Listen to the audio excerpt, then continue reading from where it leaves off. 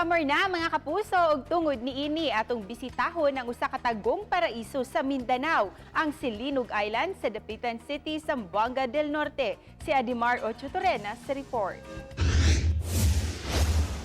Kay ting-init naman, panahon na usab para mangita og mga lugar kapabugnawan.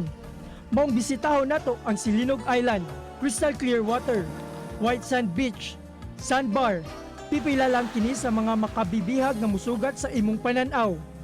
Gikan sa Dapitan City, sakay sa pump boat sudlang sa usa ngadto sa 2 ka oras, imo nang matagamtaman ang kaanindot sa Silinog Island.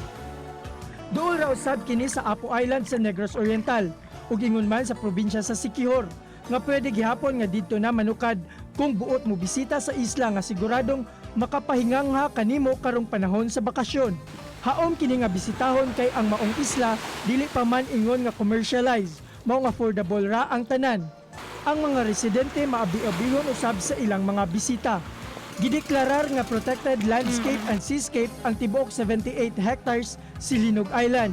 Mao kung buot mo bisita sa isla, kinahanglan magmatngon lang sa kalimpyo ug musunod sa patakaran aron maprotektahan ang kinaiyahan. Sa ingon ang mga musunod nga henerasyon makasaksi pa sa kaanindot sa atong kinaiyahan.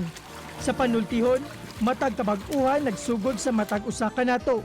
Mong bisan asa kita mulaag karong bakasyon, dapat tama perme ang atong buhaton. Adimay Ocho Torena, Balitang Bisdak.